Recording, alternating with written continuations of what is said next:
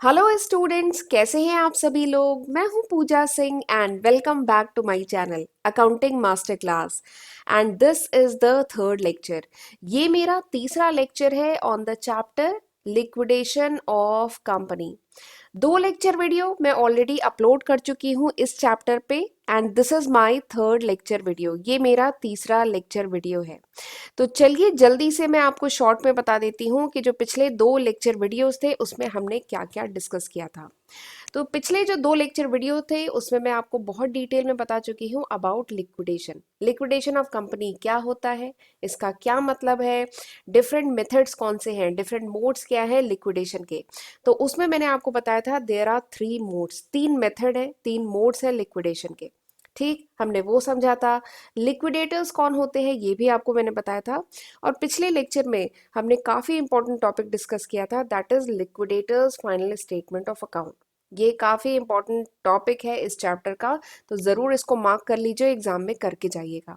Liquidators final statement of account. तो इसका basic format, सबसे पहले तो ये होता क्या है और इसका बेसिक फॉर्मेट पिछले लेक्चर वीडियो में मैंने आपको बताया था। एंड आज हम इसके आगे पढ़ेंगे। आज मैं आपको कराऊंगी एक न्यूमेरिकल। ठीक है, आज हम इस topic liquidators final statement of account पे करेंगे एक न्यूमेरिकल। ठीक है, और आने वाले लेक्चर्स में हम ये बचे हुए टॉपिक करेंगे। राइट, तो चलिए फिर बिना टाइम वेस्ट किए जल्दी से आज का लेक्चर हम स्टार्ट करते हैं।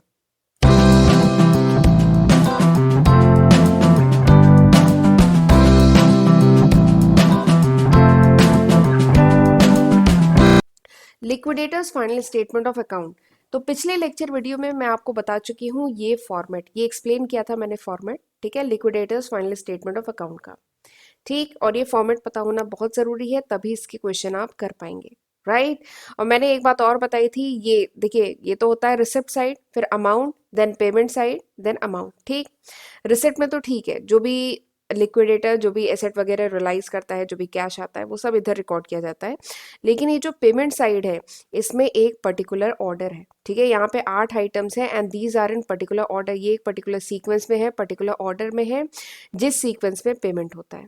ठीक, तो इस बात का आपको खास ख्याल रखना है। ये बहुत इंपॉर्टेंट बात है कि ये जो पेमेंट्स होते हैं ये इस पर्टिकुलर ऑर्डर में होते हैं। तो ये ऑर्डर आपको पता होने चाहिए। राइट, तो चलिए क्वेश्चन करना शुरू करते हैं। क्वेश्चन क्वेश्चन क्या है कि एक्स लिमिटेड कंपनी, और ये जो क्वेश्चन है ना एक बार आप भी रीड करिएगा, वीडियो को पॉज कर लीजिएगा और ये क्वेश्चन आप भी रीड करिएगा। तो क्वेश्चन क्या है कि x limited company with the paid up share capital of 1 lakh divided into 10,000 equity share of ₹10 each. यानी एक्स लिमिटेड कंपनी है जिसके पेड अप शेयर कैपिटल कितना है, 1 लाख का है, 10,000 इक्विटी शेयर है, ₹10 ईच। ठीक, और ये जो कंपनी है it went into voluntary liquidation. ये जो कंपनी है ये वॉलेंट्री लिक्विडेशन यानी अपनी इच्छा से लिक्विडेट होने गई ऑन 31 मार्च 2013। ठीक, फिर liquidator realise the asset as follows. फिर आपको कुछ डिटेल दी गई है कि लिक्विडेटर ने जो एसेट है उन्हें रियलाइज किया, लिक्विडेट किया, और इसकी डिटेलिंग दी गई है। जैसे land and building 50,000, plant and machinery 40,000, furniture 10,000, stock 15,000, debtor 5,000। ठीक, अब कुछ लाइबिलिटीज भी थी कंपनी की जिसे पे ऑफ करनी है। ठीक है, जैसे सबसे पहला है सिक्योर्ड क्रेडिटर, और ये जो सिक्योर्ड क्रेडिटर है ये किससे सिक्योर है, ये है लैंड एंड बिल्डिंग से सिक्योर। ठीक है, कितने का, 20,000 का। फिर 8% के डिवेंचर है, कितना, 25,000। प्रेफरेंशियल क्रेडिटर है 8,000, अनसिक्योर्ड क्रेडिटर है 28,000। ठीक, तो ये आपको कुछ डिटेल दी गई है। फिर इसके आगे कुछ और बताया गया है कि लिक्विडेटर का जो रिमनरेशन है वो आप कैसे कैलकुलेट करेंगे। तो लिक्विडेटर का जो रिमनरेशन है ये है, ये कितने पे अग्री हुआ, 3% ऑन एसेट रियलाइज, ठीक है, and 2% on amount distributed among unsecured creditor. तो जो लिक्विडेटर का रिमनरेशन है वो क्या अग्री हुआ, किस रेट पे, 3% on asset realise and 2% on amount paid to unsecured creditor. ठीक है, तो लिक्विडेटर रिमनरेशन पता चल गया। फिर इसके बाद और इन्फॉर्मेशन दी है कि एक्सपेंस ऑफ लिक्विडेशन, ये जो कॉस्ट ऑफ वाइंडिंग अप या कह लीजिए एक्सपेंस ऑफ लिक्विडेशन है वो कितना है, 1580। ठीक है, और फिर एक और इन्फॉर्मेशन दी है कि जो डिवेंचर्स है, ठीक है, वॉज रीपेड ऑन 30 सितंबर 2013। ठीक, ये जो डिवेंचर है इन्हें रीपे कब किया गया, यानी इनका पूरा पेमेंट कब किया गया, 30 सितंबर 2013 को। ठीक। अब ये इन्फॉर्मेशन क्यों ज़रूरी है, क्योंकि देखिए कंपनी वाइंड अप कब हो रही है, कंपनी 31 मार्च को वाइंड अप हो रही है और डिबेंचर होल्डर को पेमेंट हुआ है, फाइनली रीपेमेंट कब हुआ है, 30 मार्च को, यानी 6 महीने बाद। यानी इस 6 महीने का जो इंटरेस्ट है वो भी दिया जाएगा। समझ में आ रहा है ना। 31 मार्च को कंपनी लिक्विडेट वॉलेंट्री लिक्विडेशन में गई, और मार्च में कंपनी लिक्विडेशन में गई, और 30 सितंबर को डिबेंचर होल्डर को पेमेंट हुआ। तो इस ड्यूरेशन का जो इंटरेस्ट है, 6 मंथ का जो ड्यूरेशन है, उसका इंटरेस्ट भी पे किया जाएगा। ठीक। अब आपको बनाना है liquidators final statement of account. ठीक है, क्वेश्चन समझ में आ गया। सारी इन्फॉर्मेशन जो दी है मैंने इसको हाईलाइट किया हुआ है। This is the question. एक बार स्क्रीन क्लियर कर देती हूँ और आप एक बार रीड कर लीजिएगा वीडियो को पॉज करके। ठीक, क्वेश्चन करना शुरू करें। बट क्वेश्चन कराने से पहले मैं आपको थोड़ा सा अपने चैनल के बारे में भी बताना चाहती हूँ। एक बार वीडियो को पॉज करके देख लीजिए। ये वो लिस्ट ऑफ सब्जेक्ट है जो मैं आज की तारीख यानी जनवरी 2023 तक अपने first channel accounting master class पे कवर कर चुकी हूँ। तो ज़रूर इसका फ़ायदा उठाइएगा, इसकी हेल्प से पढ़िएगा। और ये अभी तक है, जनवरी 2023 तक। अगर ये वीडियो आप कुछ महीने बाद, कुछ साल बाद देख रहे हैं तो इसमें काफ़ी न्यू सब्जेक्ट ऐड हो चुके होंगे। ये अभी तक है, जनवरी 2023 तक। ठीक है, 600 से भी ज़्यादा वीडियो लेक्चर्स मैंने आपके लिए अपने चैनल पे अपलोड किए हैं, तो ये सब मैंने आपके लिए किया है। ज़रूर इससे पढ़िएगा और अपने फ्रेंड्स के साथ भी इसको ज़रूर शेयर करिएगा। और लेक्चर यूज़फुल लगे तो इसको लाइक करना मत भूलिएगा, और मुझे कमेंट सेक्शन में बताते रहा करिए कि हाउ वाज दिस लेक्चर, ये लेक्चर कैसा था। और चैनल अभी तक नहीं सब्सक्राइब किया है तो ज़रूर सब्सक्राइब कर लीजिएगा, मेरा फर्स्ट चैनल एंड मेरा सेकंड चैनल। ठीक है, मेरे दोनों ही चैनल को ज़रूर सब्सक्राइब कर लीजिएगा। दोनों चैनल पे आपको कॉमर्स स्ट्रीम के जो डिफरेंट सब्जेक्ट्स हैं उनके लेक्चर वीडियो सीरीज मिलती है। और अगर मेरे चैनल पे जो अपलोडेड वीडियोस हैं उनके नोट चाहिए, then you can download my application. आप मेरी एप्लीकेशन गूगल प्ले स्टोर से डाउनलोड कर सकते हैं। राइट। और प्लीज़ मुझे कमेंट सेक्शन में ये भी बताया करिए कि आप किस कोर्स के हैं। ठीक है, आप बीबीए के हैं, बीकॉम के, एमकॉम के, या कॉम्पिटिटिव एग्जाम की तैयारी कर रहे हैं, या बीटेक के हैं, किस कोर्स के हैं, प्लीज़ मुझे ज़रूर बताया करिए। ठीक है, तो चलिए क्वेश्चन का सॉल्यूशन करना शुरू करते हैं। Liquidator final statement of account हमें बनाना है। ठीक, लेकिन इसका सॉल्यूशन बताने से पहले मैं आपको कुछ इंपॉर्टेंट पॉइंट्स है, ठीक है, कुछ इंपॉर्टेंट पॉइंट्स है वो पहले मैं आपको बताती हूँ। ठीक है, जिन बातों का हमें ख्याल रखना है, उसके बाद हम करेंगे क्वेश्चन। ठीक है, सबसे पहला इंपॉर्टेंट पॉइंट, सबसे पहला इंपॉर्टेंट पॉइंट है, देखिए आपने देखा था जो लैंड एंड बिल्डिंग है वो मॉर्टगेज है। जो लैंड एंड बिल्डिंग है, ठीक है, जो लैंड एंड बिल्डिंग है वो क्या था, मॉर्टगेज था। लैंड एंड बिल्डिंग का वैसे वैल्यूएशन कितना था, क्वेश्चन में देखिए 50,000। ठीक है, लेकिन जो सिक्योर्ड क्रेडिटर थे, मेरी पेन कहाँ गई, हाँ, जो सिक्योर्ड क्रेडिटर थे वो किससे सिक्योर्ड थे, लैंड एंड बिल्डिंग से। कितना, 20,000। ठीक, ये दिख रहा है ना, लैंड एंड बिल्डिंग अमाउंट कितना है इसका, 50,000, लेकिन सिक्योर्ड क्रेडिटर किससे सिक्योर है, लैंड एंड बिल्डिंग से, 20,000। ठीक, तो अब यहाँ पे आपको एक बात ख्याल मतलब ध्यान में रखनी है। देखिए जब आप liquidators final statement of account बनाएंगे तो रिसिप्ट साइड में आप लिखेंगे लैंड एंड बिल्डिंग। ठीक है, तो जो इसका अमाउंट होगा वो कितना होगा, 50,000 माइनस 20,000। ठीक है, क्योंकि ये तो सिक्योर, ये जो सिक्योर्ड क्रेडिटर किससे सिक्योर है, इसी लैंड एंड बिल्डिंग से है ना, तो नेट में अमाउंट कितना आ रहा है, 30,000। ठीक है, तो ये खास बात ध्यान में रखनी है। लेकिन ये तो पहली बात हुई, ध्यान में रखनी है। दूसरी बात जो आपको ध्यान में रखनी है, जो पूरा अमाउंट रिसीव होगा, देखिए अभी मैं आपको ऑर्डर ऑफ पेमेंट भी बताऊंगी। ठीक है, कि किस सीक्वेंस पे पेमेंट होगा, फिर से आपको बताऊंगी, और वो हम कैलकुलेशन भी करेंगे।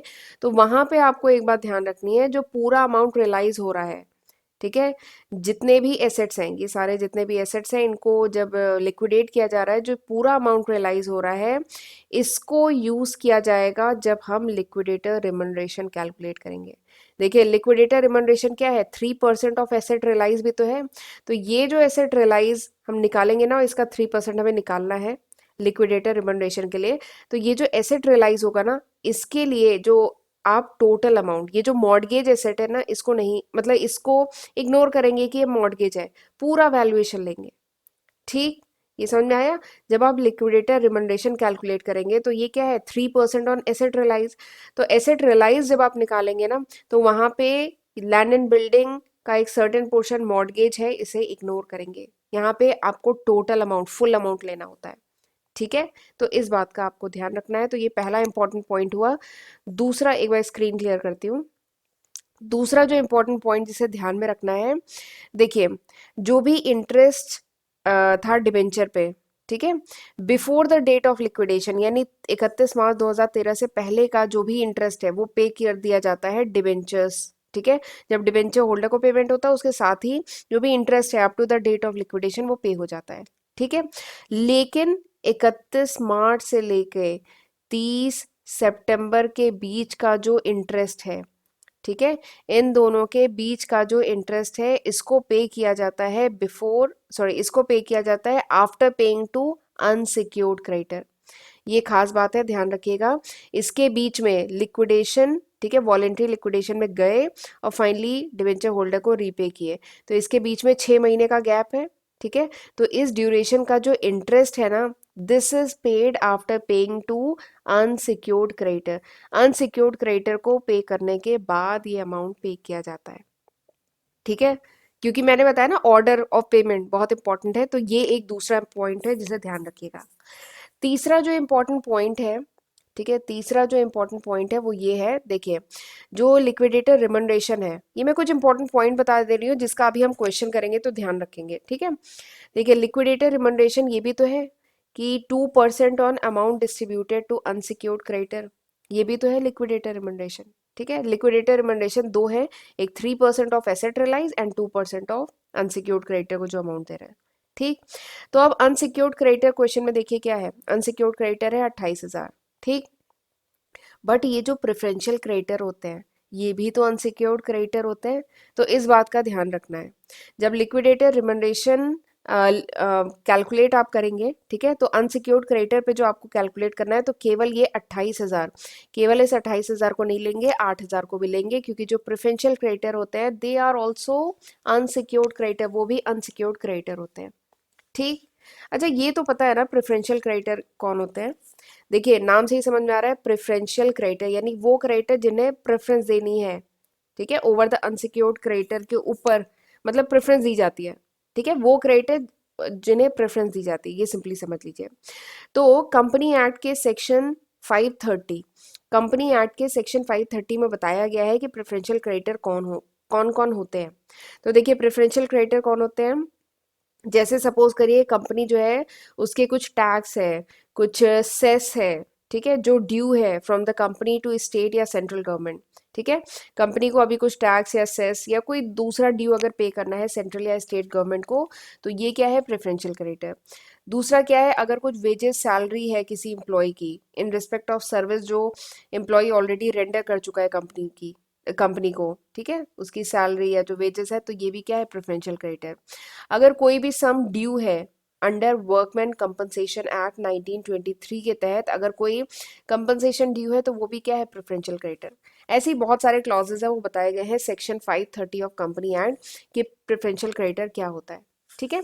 तो यहाँ पे बेसिकली आपको समझना है कि जो प्रेफरेंशियल क्रेडिटर है, ठीक है, उसे भी कंसीडर किया जाएगा एज अनसिक्योर्ड क्रेडिटर जब हम रिमनरेशन कैलकुलेट करेंगे, क्योंकि प्रेफरेंशियल क्रेडिटर अनसिक्योर्ड क्रेडिटर ही होता है, वो सिक्योर्ड थोड़ी ना है। सिक्योर्ड क्रेडिटर तो केवल यही है, ये वाला सिक्योर्ड क्रेडिटर है जो सिक्योर कितने से है, लैंड एंड बिल्डिंग से सिक्योर है, ठीक है। तो केवल यही सिक्योर्ड क्रेडिटर है, बाकी ये दोनों अनसिक्योर्ड क्रेडिटर है, ठीक है। तो ये कुछ इंपॉर्टेंट पॉइंट है जिसे ध्यान में रखना है। अच्छा एक लास्ट पॉइंट और, चौथा पॉइंट जो ध्यान में रखेंगे, देखिए एक चीज होती है कि कंपनी सॉल्वेंट है कि इंसॉल्वेंट है, ठीक है। सॉल्वेंट मतलब company is able to pay its डेप्ट, और इनसॉल्वेंट मतलब company is not able to pay its डेप्ट, ठीक है।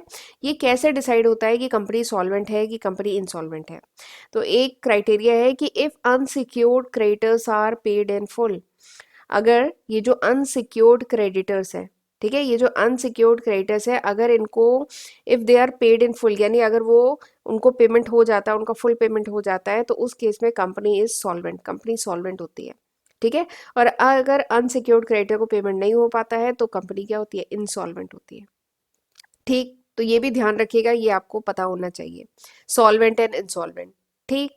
तो अब मैंने आपको काफ़ी इन्फॉर्मेशन दे दी है, अब हम करेंगे क्वेश्चन। अब मैं आपको एक खास बात बताने जा रही हूँ, देखिए ये जो फॉर्मेट है liquidators final statement of account, वैसे तो इसमें जो जो इन्फॉर्मेशन आपको इसमें चाहिए रिसिप्ट साइड के लिए, पेमेंट साइड के लिए जो जो इन्फॉर्मेशन चाहिए वो सब इन्फॉर्मेशन ऑलमोस्ट सब इन्फॉर्मेशन क्वेश्चन में दी है, लेकिन एक बहुत इंपॉर्टेंट इन्फॉर्मेशन क्वेश्चन में नहीं दी है जो आपको पहले वर्किंग नोट से कैलकुलेट करनी होगी। और वो इन्फॉर्मेशन क्या है, इक्विटी शेयर होल्डर को कितना पेमेंट होगा। देखिए आपको सब बताया है कि डिवेंचर होल्डर को कितना होगा, प्रेफरेंस शेयर होल्डर को कितना हो रहा है, unsecured creditor, secured creditor, liquidation expense, हर इन्फॉर्मेशन आपको क्वेश्चन में दी है। लेकिन इक्विटी शेयर होल्डर जो है उनको कितना पेमेंट होगा ये आपको क्वेश्चन में नहीं दिया गया है। ठीक है, तो इसके लिए इस फॉर्मेट को बनाने से पहले, ये जो फॉर्मेट है इसको बनाने से पहले हमें क्या करना होगा, हमें ये वर्किंग नोट बनाना होगा। ठीक है, ये वर्किंग नोट हमें बनाना होगा और यहाँ से निकल के आएगा कि इक्विटी शेयर होल्डर को कितना पेमेंट होगा, तो इसी अमाउंट को फिर आप यहाँ पे पुट करेंगे। ठीक, ये एक इंपॉर्टेंट बात है। तो ये समझ में आ गया, तो इसलिए हम वर्किंग नोट भी बनाएंगे। पर चलिए पहले देख लेते हैं रिसिप्ट साइड में क्या क्या रिकॉर्ड होगा। तो रिसिप्ट साइड में हम जानते हैं जो भी एसेट रियलाइज हो रहे हैं, ठीक है, वो सब रिसिप्ट साइड में आएगा, जो भी अमाउंट आ रहा है। तो सबसे पहला क्या है, लैंड एंड बिल्डिंग। ठीक है, कितने की लैंड एंड बिल्डिंग है, 50,000 की, लेकिन 20,000 क्या है, मॉर्गेज है, वो सिक्योर्ड। ठीक है, क्वेश्चन में दिया था ना कि लैंड एंड बिल्डिंग जो है ये जो सिक्योर्ड क्रेडिटर है वो किससे सिक्योर है, लैंड एंड बिल्डिंग, 20,000। तो नेट में अमाउंट कितना आया, 30,000। प्लांट एंड मशीनरी कितने के हैं, 40,000। फर्नीचर कितने का है, क्वेश्चन में दिया है 10,000। इन्वेंट्री 15,000। डेटर 5,000। फिर आप इनको सम करेंगे, यू विल गेट 1 लाख। ठीक है, तो ये 1 लाख टोटल आ गया। तो यानी अब इस 1 लाख से होना है पेमेंट, ये जो 1 लाख का अमाउंट है अब इनसे होना है पेमेंट।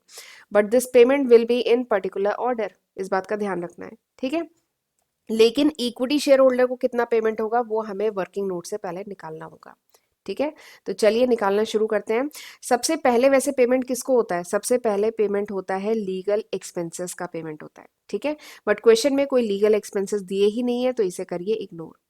दूसरा पेमेंट किसको होता है, दूसरा पेमेंट होता है लिक्विडेटर्स रिमनरेशन। ठीक है, तो वही है, हम करते हैं। सबसे पहले लिखेंगे टोटल अमाउंट जो अवेलेबल है डिस्ट्रीब्यूशन के लिए, 1 लाख टोटल अमाउंट अवेलेबल है। ठीक है, देखिए रिसिप्ट साइड में टोटल 1 लाख आया ना, तो 1 लाख अमाउंट है। अब इसमें से हम लेस करेंगे लिक्विडेटर्स रिमनरेशन। तो लिक्विडेटर रिमनरेशन क्या है, 3% ऑफ टोटल जो एसेट रियलाइज हुआ है, तो 3% ऑफ 1,20,000। ठीक, अब मैंने पहला पॉइंट आपको बताया था ना, जब मैं इंपॉर्टेंट पॉइंट बता रही थी, तो पहला पॉइंट मैंने आपको बताया था कि यहाँ पे 1,20,000 लेंगे, यहाँ पे 1 लाख नहीं लेंगे, 1,20,000 लेंगे। यहाँ पे जो टोटल एसेट की वैल्यू है वो लिया जाएगा लिक्विडेटर रिमनरेशन कैलकुलेट करने में। ये खास बात है, ध्यान रखिएगा, यहाँ पे गलती से 1 लाख मत लीजिएगा, 1,20,000 लिया जाएगा। ठीक है, तो 1,20,000 का 3% निकाला, 3,600 आया। ठीक, तो 1 लाख में से सबसे पहले लिक्विडेटर रिमनरेशन जो एसेट रियलाइज का सर्टेन परसेंट था वो 3,600 का पेमेंट कर दिया। ठीक है, उसके बाद किसको पेमेंट होता है, वैसे ही जो लिक्विडेटर रिमनरेशन है ये 3 तरीके से अभी होगा, अनसिक्योर्ड क्रेडिटर, प्रेफरेंशियल क्रेडिटर, और ये जो एसेट रियलाइज इसका सर्टेन परसेंट है। तो अभी हम और भी कैलकुलेट करेंगे, बट अभी हमने पहला एसेट रियलाइज से कर लिया है। फिर अगला जो पेमेंट होगा वो किसका होगा, वो होगा लिक्विडेशन एक्सपेंसेस, यानी कॉस्ट ऑफ वाइंडिंग अप। तो ये जो 96,400 आया है, अब इसमें से माइनस करेंगे लिक्विडेशन एक्सपेंस, कितने के हैं, 1580, इसमें से माइनस किया, आपका आ गया 94,820। ठीक, अब अगला पेमेंट किसको होता है, ठीक है, याद करिए, आपको फॉर्मेट बताया था, अगला पेमेंट किसको होता है, डिबेंचर होल्डर्स को। ठीक है, डिबेंचर होल्डर, तो कितने के डिबेंचर है, 8% के डिबेंचर है। अमाउंट क्वेश्चन में दिया है 25,000, क्वेश्चन में दिया हुआ है। तो 94,820 में से अब डिबेंचर होल्डर को पेमेंट हुआ 25,000, तो अब कितना बचा, 69,820। ठीक, इतना अमाउंट अब बचा है। अब जो भी इंटरेस्ट अगर ड्यू है डिबेंचर पे up to the date of liquidation, तो ऐसी कोई इन्फॉर्मेशन ही नहीं दी गई है क्वेश्चन में, तो इसे कर दीजिए ब्लैंक। तो वही आ गया 69,820। ठीक है, अब इसके बाद डिबेंचर होल्डर के बाद किसको पेमेंट होता है, याद करिए किसको पेमेंट होता है, प्रेफरेंशियल क्रेडिटर को। प्रेफरेंशियल क्रेडिटर को होता है ना, तो अब हम लेस करेंगे प्रेफरेंशियल क्रेडिटर। तो क्वेश्चन में दिया है प्रेफरेंशियल क्रेडिटर कितने के हैं, 8,000 के हैं, तो इनको किया पेमेंट, तो 69,820 में से 8,000 माइनस किया, तो आ गया 61,820। ठीक, अब इसके बाद प्रेफरेंशियल क्रेडिटर को पेमेंट हुआ, तो अब इसके बाद हम निकालेंगे जो लिक्विडेटर रिमनरेशन। ये जो लिक्विडेटर रिमनरेशन प्रेफरेंशियल क्रेडिटर का भी तो सर्टेन परसेंट था, 2% था ना, लिक्विडेटर रिमनरेशन आपको दिया है 2% ऑफ अनसिक्योर्ड क्रेडिटर, और ये जो प्रेफरेंशियल क्रेडिटर होते हैं वो भी अनसिक्योर्ड होते हैं, अनसिक्योर्ड क्रेडिटर होते हैं। तो लिक्विडेटर रिमनरेशन यानी क्या हुआ, 2% ऑफ 8,000 यानी 160। ठीक, तो यानी 61,820 में से 160 माइनस करेंगे, आगे आपका 61,660। ठीक, अब उसके बाद पेमेंट किसको होता है, छठे नंबर पे पेमेंट किसको होता है, अनसिक्योर्ड क्रेडिटर। तो वही अनसिक्योर्ड क्रेडिटर कितने के हैं, 28,000 के हैं। तो 61,660 में से 28,000 माइनस करेंगे, आपका आ जाएगा 33,660। ठीक, ये आ गया आपका। अब इसमें से माइनस करेंगे क्या, लिक्विडेटर रिमनरेशन क्या थी, 2% ऑफ 28,000। ठीक है, 2% था ना, तो 2% तो आप निकालेंगे 33, सॉरी, ये जो 28,000 है, ठीक है, 28,000 जो अनसिक्योर्ड क्रेडिटर का अमाउंट है, इसका 2% निकालेंगे। ठीक है, 2% ऑफ 28,000, तो क्या आ जाएगा, 0,0,0,0 कटा 28 × 2 कितना हो जाएगा, ये आ जाएगा 56, 0 तो 560, तो ये आ गया 560। ठीक है, 33,660 में से 560 माइनस करेंगे, आपका आ जाएगा 33,100। ठीक, यहाँ तक हो गया। अब इसके बाद आखिरी जो माइनस किया जाएगा, दैट इज जो भी बताया था ना 6 महीने, कंपनी वॉलेंट्री लिक्विडेशन में कब जा रही है, मार्च में जा रही है, 31 मार्च को।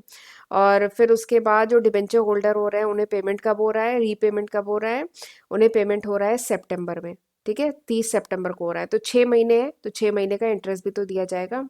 ठीक है, तो 25,000 के डिबेंचर हैं, 8% का रेट ऑफ इंटरेस्ट है, तो 25,000 का 8% कितना हुआ, 2,000। लेकिन 2,000 तो साल का हुआ ना, 6 महीने की बात करें तो क्या हुआ, 1,000, उसका आधा कर दीजिए, 1,000, तो ये हुआ 1,000 इंटरेस्ट ऑफ डिबेंचर। ठीक है, अब इसके बाद इसमें से 1,000 माइनस करेंगे, तो अब आपका आ जाएगा 32,100। ठीक है, ये नेट में आ गया 32,100, and this amount is available for, तो यानी आपने 7 नंबर पे किसको पेमेंट किया, 7 नंबर पे अनसिक्योर्ड क्रेडिटर हो गए। उसके बाद आप प्रेफरेंशियल शेयर होल्डर को वैसे पे करते हैं, पर प्रेफरेंशियल शेयर होल्डर क्वेश्चन में दिया नहीं है।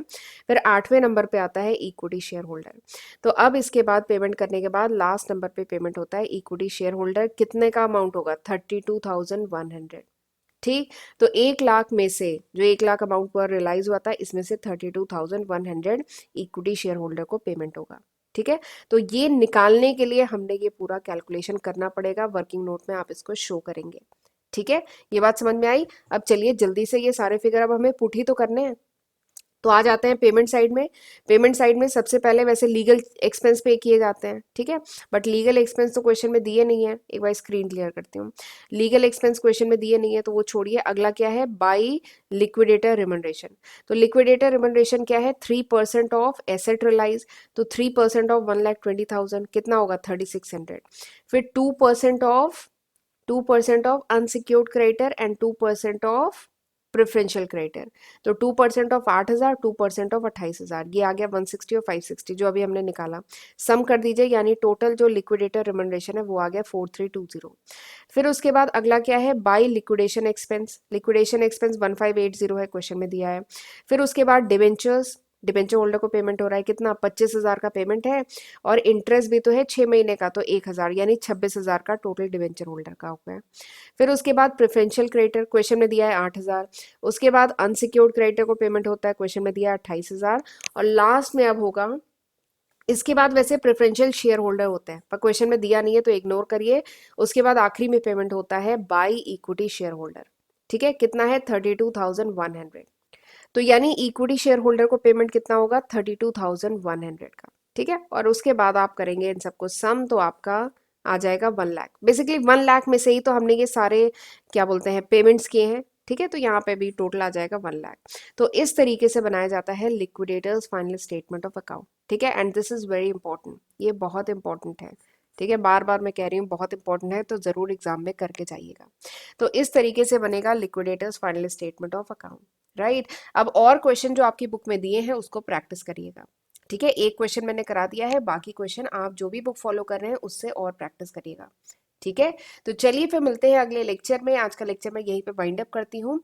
अगले लेक्चर में अब कुछ बचे हुए जो टॉपिक्स है ना, statement of affair, deficiency account, surplus account, तो ये सब अब हम अगले लेक्चर वीडियो में पढ़ेंगे। ठीक है, तो चलिए तब तक अपना ध्यान रखिएगा। God bless you.